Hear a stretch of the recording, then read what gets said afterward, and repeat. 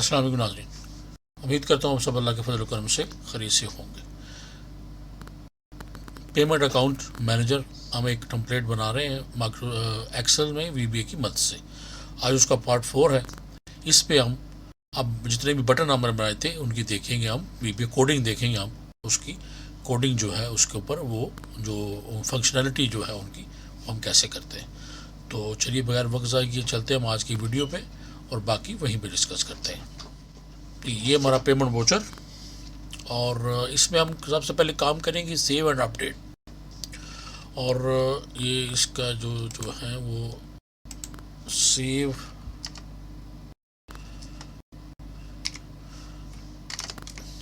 And update, इसके ऊपर काम करेंगे और डेवलपर पे चलेंगे। डेवलपर से विजुअल बेसिक और विजुअल बेसिक से हमने जाना है अपने मॉड्यूल पे।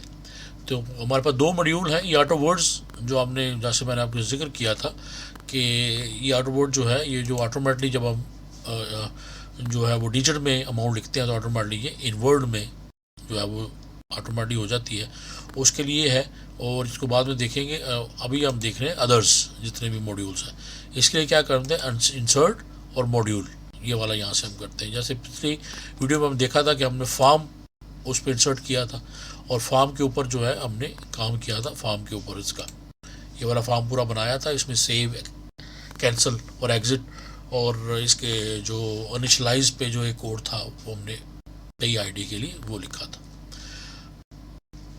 तो आज हमने काम करना है अपने मॉड्यूल पे अदर्स। इसको डबल क्लिक करें, ये हमारे सामने हमारे ये सारे कोड्स हैं। सबसे ऊपर हम क्या करेंगे, ये ऑप्शन एक्सप्लिसिट, ये हम इसलिए लिखते हैं कि कोई भी वेरिएबल जो है वो अगर हमने उसके लिए एरर हैंडलिंग के लिए होता है कि कोई भी वेरिएबल अगर डिफाइंड नहीं है तो वो हमें पहले ही एरर दे देगा कि ये वेरिएबल डिफाइंड नहीं है, आप इसको डिफाइन कर लें। तो इनके से नहीं भी लिखते तो आप काम आपका ये कोड करता है, लेकिन ये लिखते तो बेहतर है। उसके बाद अब हमें कुछ वेरिएबल चाहिए इसके लिए। तो सबसे पहले तो ये ज़रूरी नहीं है कि जो नेम ये रखे हुए हैं आपने वही नेम रखने हैं, जो भी आप नाम रखना चाहें वो रख सकते हैं। पीवी रो, सबसे पहले हमें पेमेंट वोचर रो चाहिए। डिमेंशन डिफाइंड के लिए पीवी रो एज लॉन्ग, इसको हम करेंगे। और ऊपर PV transaction row as a long. उसके बाद लास्ट रो हमें एक चाहिए एज अ लॉन्ग, एक last transaction row as a long और result row as a long और last result row as long और ट्रांजैक्शन रो एज लॉन्ग। ये हमने 1 2 3 4 5 6 7 वेरिएबल जो है वो हमें डिफाइन कर लेने हैं। टाइप सबकी लॉन्ग एज लॉन्ग रखें। पीवी रो, पीवी ट्रांजैक्शन रो, लास्ट ट्रांजैक्शन रो, लास्ट रिजल्ट रो और लास्ट रिजल्ट रो और ट्रांजैक्शन रो। ये जब हमारे वेरिएबल ये ऊपर हमने डिफाइन इसलिए किए हैं, पहले होता है कि हम प्रोसीजर के अंदर डिफाइन करते हैं, तो जिस प्रोसीजर के अंदर हम डिफाइन करें तो फिर उसी प्रोसीजर में वो वेरिएबल लिखा जाता है। लेकिन अब हमने प्रोसीजर के बाहर किए तो अभी इनको अब किसी भी जो हमारा नीचे इस केस मॉड्यूल के अंदर कोई भी हमारा माइक्रो होगी उसके अंदर हम इन वेरिएबल्स को यूज़ कर सकते हैं। तो सबसे पहला हमारा जो माइक्रो है वो होगी सब PV_save अपडेट। ये 2 भी हो सकती है, हम सेव वाला अलहदा कोड करें, अपडेट वाला अलहदा करें। अपडेट के लिए भी सेम ही होता है, लेकिन 2 कोड करें और उसकी माइक्रो को सेव वाले माइक्रो के अंदर जो है वो रन कराएं। लेकिन एक ही माइक्रो में भी हम ये कर सकते हैं, तो बेहतर यही होता है कि एक ही माइक्रो से हम इसको कोड इसका करें, सेव एंड अपडेट जो है वो एक ही माइक्रो से हो जाए दोनों। तो सबसे पहले क्या करेंगे, हम अब देखेंगे कि हमारा जो पीवी वोचर है वो हमने बनाया वो किस शीट पे है। अगर हम लेफ्ट साइड पे आए, आप देखें शीट नंबर 3 के ऊपर ये पेमेंट वोचर है हमारा पीवी। तो विद शीट हम करेंगे विद शीट 3, और जैसे हम विद करेंगे तो लास्ट पे अगर आप देखें तो ये साथ उसके एंड विद है ये वाला, तो इसको भी साथ उसी वक्त हम साथ एंड विद कर देंगे ताकि बाद में जो एरर आए तो फिर हमें ये करना पड़ेगा। तो उससे बेहतर है कि हम उसको पहले ही, तो विद शीट 3, जब भी हम किसी विद शीट 3 करेंगे तो उसके बाद शीट 3 लिखने की ज़रूरत नहीं है, फिर हम डॉट रेंज के साथ उसकी रेंज को कॉल कर सकते हैं। अब हम लिखें if dot range E10 dot value empty, then अगर E10 ब्रैकेट के अंदर E10 कोई भी रेंज है तो उसको हम ब्रैकेट और इन्वर्टेड कामास के अंदर लिखते हैं। तो डॉट रेंज यानी ये शीट 3 जो है उसके लिए शीट 3 डॉट रेंज नहीं लिखेंगे क्योंकि विद हमने कर लिया है। If dot range E10 dot value empty then message box please make sure to add a payee before saving payment voucher. Exit sub यहाँ पे एंड इफ, ये हमारा इफ जो है यहीं पे एंड हो जाएगा। यहाँ पे हम इसकी एक कंडीशन इसको लगाएंगे। अगर E10 क्या है, अगर आप इसको मिनिमाइज करें तो ये हमारा E10 है ये वाला। अगर पेई अकाउंट हमारे पास नहीं है तो उससे क्या होगा, उसको होगा तो हमें एक मैसेज मिलना चाहिए कि सबसे पहले जो है आप पेई अकाउंट जो है वो सेविंग पेई अकाउंट लिखे, पेई का नेम, अदरवाइज जो है वो यहीं पे एग्जिट हो जाएगा और यहीं पे हम पे रुक जाएगा। अब क्या उसके बाद क्या है, कमेंट क्या है कि no first we check this is a new PV are registering. अब हम सबसे पहले ये चेक करेंगे कि अभी हम जो पेमेंट वोचर जो ऐड कर रहे हैं, जो सेव कर रहे हैं, क्या हम उसको एडिट कर रहे हैं या एक नया जो है वो पेमेंट वोचर है। तो इसी से ही हम एक माइक्रो को यूज़ करेंगे सेव और अपडेट के लिए। अगर तो पुराना है उस सूरत में हम क्या करेंगे, उस सूरत में ज़ाहिर है कि हम उसको अपडेट कर रहे हैं, उसमें कोई एडिट कर रहे हैं, कोई चेंज कर रहे हैं। तो जब सेव करेंगे डेटाबेस में तो हम नई एंट्री नहीं होगी, वो पुरानी ही में सेव होगा। और इन केस अगर नया हमारा पेमेंट वोचर है तो उसके लिए क्या होगा, उसके लिए फिर हम उसकी नई एंट्री को उसको सेव करेंगे। तो ये कमेंट लिख दिया ताकि हमें पता हो कि हम क्या कर रहे हैं। उसके बाद if dot B5 dot value equal empty then new entry. अब B5 क्या है, अगर हम आए हमारे देखिए B5 PV रो, यानी जैसे ही यहाँ पर अगर कोई पेमेंट वोचर है और यहाँ पर उसकी PV रो आ रही है, इसका मतलब ये हुआ कि ये एग्जिस्टिंग है, ये नया जो है वो नहीं है अगर यहाँ पे एम्प्टी नहीं है तो। अगर यहाँ पर ये पुराना होगा ये वाला, अगर फर्ज करें 223230 हमारा पेमेंट वोचर है तो यहाँ पे रो उसकी आ जाएगी कि ये डेटाबेस पे इस रो के ऊपर ये है, तो इसका मतलब है कि वो एग्जिस्टिंग होगा, यानी B5 डॉट वैल्यू एम्प्टी। अगर तो खाली है तो इसका मतलब है कि हम न्यू एंट्री कर रहे हैं, पुरानी नहीं। अब उस सूरत में क्या होगा, PV रो अब ऊपर हमने ऑलरेडी ये डिफाइन की हुआ है कि एक वेरिएबल PV रो। अब PV rho equal sheet 5 dot range. अब शीट 5 क्यों लिखा हमने, डॉट रेंज क्यों नहीं लिखा, क्योंकि ये शीट 3 नहीं है, अब हमारा शीट 5 के ऊपर जो है वो हमारी पेमेंट इन्फो है। तो P sheet 5 dot range bracket inverted comma A9999 inverted comma close bracket close dot end bracket excel up bracket close dot row +1। अब ये क्या होता है कि जैसे ही यहाँ पे एक बात बताऊं कि जैसे ही आपने कोई डाटा सेव करना होता है तो फिर हमें फर्स्ट एम्प्टी रो चाहिए होती है, और अगर हमने कोई डाटा फिल्टर करना हो तो फिर हमें लास्ट रो चाहिए होती है कि डाटा कहाँ तक जा रहा है, या हमने अगर कॉपी करना हो डाटा को। तो ये एक बात याद रखने वाली है कि जब भी, अब ये लास्ट रो तो हमें मिल गई शीट 5 की कॉलम A से dot end excel dot row.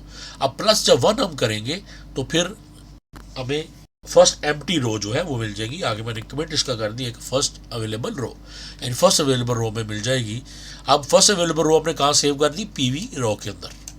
अब नेक्स्ट चलिए dot range inverted comma I12 dot value equal dot range B8 dot value next payment voucher. अब क्या होगा कि हमारा जो I12 है वो अब B8 से अपनी वैल्यू ले लेगा, जो नेक्स्ट हमारा पेमेंट वोचर की हमने उसमें जो है, अगर आप ये देखिए B8, ये B8 नेक्स्ट पेमेंट वोचर, ये B8 जो है ऑटोमेटिकली आकर इस चेक नंबर पे सेव हो जाएगा इन केस ऑफ न्यू एंट्री। यानी जो भी नेक्स्ट आईडी यहाँ पे आएगी ये वाला VBA के थ्रू यहाँ पर ये सेव हो जाएगी, 223231 आ जाएगा। और ये मैंने ऑलरेडी बता चुका हूँ कि इसको छेड़ने की जरूरत नहीं है, जैसे यहाँ पे आएगा तो वोचर नंबर ऑटोमेटिकली हमारा क्रिएट हो जाएगा PV की वर्ड के साथ। अब चलिए दोबारा कोड के ऊपर, ये डॉट रेंज यानी I12 में जो वैल्यू कहाँ से लेगा, B8 में जो वैल्यू होगी वो I8 में सेव हो जाएगी। क्या हो जाएगा, नेक्स्ट PV रो में मिल गई। उसके बाद sheet 5 dot range A column जो A है एंड PV रो, ये जो PV रो अपने ऊपर एम्प्टी रो, कॉलम A के अंदर जब खाली रो डॉट वैल्यू, उसकी वैल्यू जो है वो कहाँ से आएगी, B8 के अंदर। यानी ये जो B8 है इसमें जो भी वैल्यू है वो शीट 5 के कॉलम ए में पीवी रो के साथ मैच होकर सेव हो जाएगी और इस तरह हमारा नेक्स्ट पीवी नंबर सेव हो जाएगा, यानी पेमेंट वोचर नंबर जो हमारा है वो नेक्स्ट वहाँ पे सेव हो जाएगा। ये किस सूरत में होगा? ये उस सूरत में होगा कि जब हमारा न्यू जो है वो ये कोड उस सूरत में होगा जब हमारा नया हम जो है हम वोचर जो है एंटर कर नया पेमेंट वोचर। एल्स अगर ये ऊपर वाले सब कुछ नहीं है तो फिर एग्जिस्टिंग पेमेंट वोचर होगी। एग्जिस्टिंग यहाँ पर इनवॉइस नहीं पीवी होगा, पीवी पेमेंट वोचर। और अगर एग्जिस्टिंग होगा तो फिर पीवी रो कैसे होगी? Dot range B5 dot value. In case अगर वो एग्जिस्टिंग पेमेंट वोचर है, ओल्ड यानी पुराना पेमेंट वोचर है, उसमें हम कुछ एडिट कर रहे हैं तो उस सूरत में ये वाले जो वैल्यू हमने दी थी पीवी रो को ये नहीं आएगी। फिर ऑलरेडी जो हमारे B5 के अंदर जो डिस्प्ले होगी हमारी पीवी रो हम उसको इस्तेमाल करेंगे और उसको जब हम इस्तेमाल करेंगे तो हमारा डाटा नई एंट्री नहीं होगी, हमारी जो एग्जिस्टिंग एंट्री है उसी के अंदर ही हमारा डाटा जो है उसी के अंदर हमारा सेव होगा। एंड इफ यहाँ पर हमारा ये दूसरा इफ भी जो है यहाँ पे एंड हो जाएगा। अब हम क्या करेंगे? Here we are going to save payment voucher info to over sheet. अब हम जितनी भी हमारी पेमेंट वोचर इन्फो है या समरी है वो हमने अपनी शीट में सेव करनी है। और शीट नंबर कहाँ पे सेव करनी है? अभी हम क्या करेंगे? अपनी इन्फो हमने सेव करनी है अपनी शीट में। उसके लिए क्या करेंगे? Sheet 5 dot range column A में हम ऑलरेडी ये ऊपर सेव कर चुके हैं अपना पेमेंट वोचर। अब हमने स्टार्ट करना बी से, तो sheet 5 dot range B and PV row ये वाली dot value equal dot range I11 dot value यानी पीवी डेट। जो I11 के अंदर हमारी पेमेंट वोचर में जो डेट है वो हमारे कॉलम बी में जाके सेव हो जाएगी। इसी को हमने एक ही लाइन को लिखने के बाद कॉपी पेस्ट करना है जहाँ तक हमारे कॉलम चलते हैं। और ये अगर आप देखेंगे तो ये बिल्कुल सेम है। शीट 5 डॉट रेंज ब्रैकेट आगे इन्वर्टेड कामाज में कॉलम का name and PV row dot value equal यहाँ तक। तो यहाँ तक आपने बिल्कुल सीधा उसको कॉपी पेस्ट कर लेना और कॉलम चेंज कर देंगे BCDEFGHIJ और equal dot range I11 dot value. अब देखिए सिर्फ हमारे पास अब जो है इसकी सेल रेफरेंस है वो चेंज है, बाकी बिल्कुल सेम है। तो इसी को भी इसी तरह अब कॉपी पेस्ट करेंगे और अपने जहाँ जहाँ अब E10 में पे ही नेम है तो हम कर देंगे इक्वल डॉट रेंज। अब यहाँ पे डॉट रेंज क्यों है? क्योंकि ये वाला जो है ये शीट 3 के अंदर है, तो शीट 3 को ऑलरेडी हम विद कर चुके हैं, इसलिए यहाँ पे हम डॉट रेंज उसको करेंगे। डॉट रेंज I11 के अंदर डेट है, E10 के अंदर पे ही नेम है, I15 के अंदर LPO नंबर है, I14 में प्रोजेक्ट साइट है और G35 के अंदर कॉस्ट है, H35 के अंदर वैट है, I35 में टोटल है और B17 में चेक स्टेटस है और B19 में इसका पेमेंट वोचर स्टेटस है। यानी चेक स्टेटस साइन है अनसाइन है या क्या है, और पीवी स्टेटस जो है वो क्या है कि वो विद इनवॉइस है विद LPO है या कुछ भी है। तो ये हमने सारी जो है इसकी इन्फॉर्मेशन जो थी हमारी समरी जो है वो हमने अपनी पेमेंट वोचर की सेव कर ली शीट 5 में। नेक्स्ट चल ले। अब यहाँ पे हम करेंगे, यहाँ पे कमेंट क्या है? Add update payment voucher detail items. अब पेमेंट वोचर के अंदर दो काम हमने यहाँ पे करने, एक तो जितनी भी डिटेल्स है वो हमने सेव करनी है और उसके साथ ही जो हमने इसके अपडेशन के लिए जो है वो भी करना है कि अब अपडेट जो अगर करना हो तो फिर क्या होगा। सबसे पहले हम करेंगे लास्ट ट्रांजैक्शन रो, वो हमने लेनी है। अब लास्ट ट्रांजैक्शन रो का है dot range D34 dot end xlUp dot row last, ये यहाँ पे करेंगे पीवी रो। अब ये लास्ट पीवी रो क्या है? ये अगर पेमेंट वोचर के ऊपर जाए तो यहाँ से हमने देखना है कि पेमेंट वोचर यहाँ पे एंट्री करते करते करते यहाँ तक हमने आना है, ये मैक्सिमम ये है। तो जाहिर है कि यहाँ से अगर स्टार्ट करेंगे 18 से तो 34 तक जो है जाकर हमारी एंट्री होगी। तो ये 34 तक आएगा, कर्सर हमारा वापस जाएगा जहाँ तक लिखा होगा वहाँ तक जाके रुक जाएगा। तो फर्ज करें 23 तक इसको लास्ट एंट्री अपनी मिल गई कि 23 तक लास्ट है। अब यहाँ पर क्या है कि इस सूरत में हमें सिर्फ लास्ट ट्रांजैक्शन रो चाहिए हमें लास्ट रो चाहिए, हमें लास्ट एम्प्टी रो नहीं चाहिए, तो इसलिए हमने +1 यहाँ पे नहीं किया। कमिट कर देंगे हम इसको लास्ट पेमेंट वोचर रो। उसके बाद if last payment voucher row less than 18, क्योंकि हमारा जो वोचर है वो देखिए स्टार्ट हो रहा है 18 से, 17 में हमारा टाइटल है, उसका लेबल्स है, और 18 से स्टार्ट हो रहा है। If last transaction row less than 18 then go to no items. अगर तो हमारा कोड जो है वो फाइंड करता है कि यहाँ पर कोई रिकॉर्ड ही नहीं है, 18 से लेस है, इसका मतलब है कि हमने अपनी डिटेल्स में कुछ भी नहीं लिखा, तो यहाँ पे फिर वो हमें बजाय एरर देने के नो आइटम में चला जाएगा। और जब भी हम यहाँ पर गो टू का लिखेंगे और आगे जो भी वर्ड लिखेंगे नो आइटम्स, तो उसको नीचे जाके क्लोज भी करना पड़ेगा हमें नो आइटम्स। तो इस तरह हम उसको नीचे भी नो आइटम्स कर देंगे उसको जी। ये देखिए यहाँ पे हमने किया कि then go to no items, तो नीचे हमने इसको नो आइटम कर दिया, यहाँ पर नो आइटम आगे कोलन डाल देंगे। उसके बाद क्या होगा, फॉर, अब फॉर लूप लगाएंगे यहाँ पे। जब भी हम फॉर करते हैं फॉर ट्रांजैक्शन रो, तो इसको हम आगे नीचे इसको भी क्लोज करेंगे next transaction row, for next. और for transaction row equal 18 to last transaction row. हमारा जितना भी डाटा होगा अब 18 से लेके जो भी लास्ट ट्रांजैक्शन में मिलेगी वहां तक अब होगा। अब क्या करेंगे, if dot range J and transaction row dot value not empty then database row exist. अगर तो जे वाला जो है हमारा J column and transaction row dot value not empty. अब जे क्या है, ये देखिए ये हमारा जे है, ये वाला जे कॉलम। इसके ऊपर अगर आप, मैंने इसको ब्लू इसलिए किया, इसको लिखा डीबी रो। अगर तो पुराना हमारा को पेमेंट वोचर होगा तो यहाँ पर वो ऑटोमेटिकली उसका रो नंबर आ जाएगा जिसको हाइड किया हुआ है, लेकिन अगर रो नंबर होगा तो ये ऑटोमेटिकली यहाँ पे वो हो जाएगा। अगर तो यहाँ पर इसको ये एम्प्टी नहीं मिलता, इसको कोई नंबर मिलता है, रो नंबर मिलता है, तो इसका मतलब है कि डीबी रो यानी ऑलरेडी ये जो है ये एग्जिस्ट कर रहा है, इसके अंदर एग्जिस्टिंग पेमेंट वोचर है। उस सूरत में क्या होगा, payment PV transaction row equal dot range J and transaction row dot value. उस सूरत में फिर हम ये जो वेरिएबल है पीवी ट्रांजैक्शन रो वो सेव करेंगे हम, जो भी जे के अंदर होगा वो इसके अंदर सेव हो जाएगा। एल्स न्यू डेटाबेस, इसका मतलब अगर ये ऊपर वाला कोड नहीं है, अगर ये हमें नहीं मिलता, तो इसका मतलब है कि नया डेटाबेस जो है वो हम उसमें सेव कर रहे हैं। अब यहाँ पर हमें अब हमने सेव कराना है, तो PV transaction row in case of new equal sheet 4 dot range.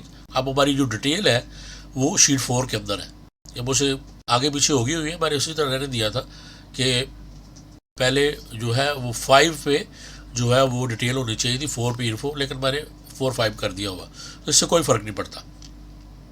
Sheet 4 dot range A9999 inverted comma bracket close dot end excel up, उस आखिर पे जाके फिर ऊपर आएगा ये डॉट रो, और उसको लास्ट रो मिलेगी +1, उसके में +1 करेंगे तो हमें फर्स्ट अवेलेबल रो मिल जाएगी हमारी शीट 4 के अंदर। अब हमने क्या करना है, अब हमने सारी डिटेल जो है वो कॉपी करनी है अपनी शीट 4 में पेमेंट वोचर की। अब शीट 4 डॉट रेंज ए, जो कॉलम ए है उसका, एंड पीवी ट्रांजैक्शन रो, ये जो वाली जो ऊपर हमने जिसके अंदर हमने जो है वो एम्प्टी रो जो है वो कॉलम ए और एम्प्टी रो मैच होने के बाद डॉट वैल्यू कहाँ से वैल्यू लेंगे, I12। जो भी I12 के अंदर पेमेंट वोचर होगा वो सेव हो जाएगा शीट 4 के कॉलम ए में। ये हो गया। उसके बाद dot range J and transaction row dot value equal PV transaction row, ये जो कॉलम जे है वो और ट्रांजैक्शन रो जो है वो इक्वल किसके होगी, यदि ये इसके अंदर जो भी रो जो है वो सेव हुई है वो जे के अंदर जाके सेव हो जाएगी हमारे जे कॉलम। तो payment voucher row copy on payment voucher column J, and if, ये वाला इफ जो है वो यहाँ पर आके एंड हो जाएगा। अब यहाँ पर now we are going to save all items details. अब जितनी भी ये हमने ऊपर क्या किया, हमने सबसे पहले तो हमने पेमेंट वोचर सेव किया, उसके बाद जो डेटाबेस की रो थी वो हमने अपने कॉलम जे में सेव की, ताकि हमें पता चल जाए कि ये सेव हो चुका है, ये एग्जिस्टिंग है, अब हमारे डेटाबेस के अंदर ये पेमेंट वोचर है। उसके बाद अब हम जितनी भी डिटेल है वो सारी करेंगे सेव। शीट 4 डॉट रेंज जैसे ऊपर आपने किया था ये बिल्कुल वैसा ही है। कॉलम बी इन्वर्टेड कॉमर्स में and PV transaction row and G, यानी बी से लेके जी तक and PV transaction row dot value equal किसके है। अब ये देखिए हमारी शीट 4 में कॉलम बी से लेके जी तक जितने भी कॉलम है वो डाटा कहाँ से ले रहे हैं, dot range D and transaction row and आगे inverted comma colon I and transaction row. ये रेंज है डी से लेके आई तक जितनी भी डिटेल है। डॉट रेंज शीट 3 में पेमेंट वोचर में डी से लेके आई तक एंड ट्रांजैक्शन रो, उस ट्रांजैक्शन रो मैच होने के बाद जितनी भी डिटेल है वो कॉपी होगी हमारी copy detail to sheet number 4, ये पूरी उसमें हो जाएगी। उसके बाद sheet 4 dot range H column, यानी जी तक तो जो पूरी डिटेल हो गई। अब कॉलम एच जो है वो बिल्कुल सेम है उस ऊपर वाला, सिर्फ हमने कॉलम एच आई जे के कर दिया। अब डॉट रेंज जो B17 के अंदर है चेक स्टेटस वो कॉलम एच में सेव हो जाएगा। और उसके बाद जो B19 में पेमेंट वोचर के ऊपर पीवी स्टेटस है यानी चेक स्टेटस यानी साइन और अनसाइन, और पीवी स्टेटस विद एलपीओ या विदाउट एलपीओ या विद इनवाइस विदाउट इनवाइस वो स्टेटस है वो सेव हो जाएगा। उसके बाद जो शीट 4 का कॉलम जे है वो डॉट वन इक्वल ट्रांजैक्शन रो, जो भी ट्रांजैक्शन रो यहाँ पे होगी उसमें सेव हो जाएगी। और कॉलम जो के है उसके अंदर रो का फार्मूला हम लगा देंगे ऐड फॉर फार्मूला, यानी ये फार्मूला जो होगा जैसे भी फार्मूला पेस्ट होगा तो ये वहाँ पे रो नंबर उसका आ जाएगा। रो का फार्मूला जो है वो अगर आप देखें मैं आपको बताता हूँ, अगर हम इसको रिवाइज करें और चलते हैं शीट 5 पे, ये रो अगर यहाँ पे आप इक्वल रो ब्रैकेट स्टार्ट क्लोज इसको करते हैं हम तो ये देखिए ये हमें रिजल्ट दे देगा कि रो नंबर 5, यानी कोई भी रो चेक करने का फार्मूला जो है वो ये। इसी तरह कॉलम अगर आपने चेक करना है वो कॉलम को भी इसी तरह चेक करते हैं। तो VBA के थ्रू यही फार्मूला जो है वो हम यहाँ पर इसको पेश करेंगे। यहाँ पर ये हमारा फार्मूला पेश हो गया। ये नेक्स्ट हो गया, ये नो आइटम्स यहाँ पर हमने इसको ये कर दिया, एंड विद हो गया ऊपर हमारा, और ये हमारी पूरी हो जाएगी। ये पीवी सेव मैसेज ये उसके साथ एक हमारा जैसे ही हमारा ये जो पेमेंट वोचर सेव होगा तो एक मैसेज डिस्प्ले होगा पेमेंट वोचर सेव्ड। तो वो मैसेज जो है वो कैसे डिस्प्ले होगा ये उसका है, और उसकी भी छोटी सी माइक्रो है, ये उसकी माइक्रो है, ये ऑटोमेटिकली ये माइक्रो रन होगी यहाँ पर। तो हमारा वो मैसेज जो है हमें डिस्प्ले होगा कुछ सेकंड के लिए और उसके बाद दोबारा से डिस्पेयर हो जाएगा। तो ये एक दफ़ा सेव एंड अपडेट का कोड दोबारा देख लीजिए कि ये सारे इसके वेरिएबल्स हैं। उसके बाद विद शीट आपने किया है, इफ़ कंडीशन पहली है लगाई है कि E10 जो है वो एम्प्टी नहीं होना चाहिए। उसके बाद आपने चेक करना है पहले कि आया पेमेंट वोचर एग्जिस्टिंग है या यहाँ पर मैं डिवाइस है तो पीवी कर देते हैं, पेमेंट वोचर एग्जिस्टिंग है या न्यू है। उसके बाद आपने फर्स्ट अवेलेबल रो होनी चाहिए। उसके बाद आप नेक्स्ट जो पीवी है वो देखेंगे और उसके बाद आप सेव करेंगे। सबसे पहले नेक्स्ट पेमेंट वोचर जो होगा वो सेव होगा, और उसके बाद आपने जाके अपनी सारा जो डाटा है पहले इन्फो सेव करेंगे शीट 5 में, और उसके बाद हमने उसको देखना है कि एग्जिस्टिंग एलपीयू है या वो जो है नया है, उस हिसाब से हम दोबारा से उसकी डिटेल को सेव करेंगे और ये सारी जो है आइटम डिटेल जो है वो उसकी सेव हो जाएगी। और मेरे हाल में आज इतना ही, यही एक ही माइक्रो काफ़ी है। आप इसको जो है वो लिखिए और इन केस अगर कोई मुश्किल आती है तो आप मुझे कमेंट करके पूछ सकते हैं, ईमेल कर सकते हैं मेरी ईमेल पे JAAN.ASIF@gmail.com पे। तो उसके बाद फिर चलेंगे आगे, नेक्स्ट चलेंगे कि ये जो पेपर पोर्टल ऑटोमेटिकली जो मैसेज सेव का मैसेज आता है खुद से कुछ सेकंड के लिए डिस्प्ले होगा और फिर अब डिस्पीयर हो जाएगा, वो अब करेंगे और फिर आगे चलेंगे। तो तब तक ये इजाज़त दीजिए, अपना बहुत ख्याल रखिए और मुझे भी दुआ याद रखिए। अल्लाह हाफ़िज़।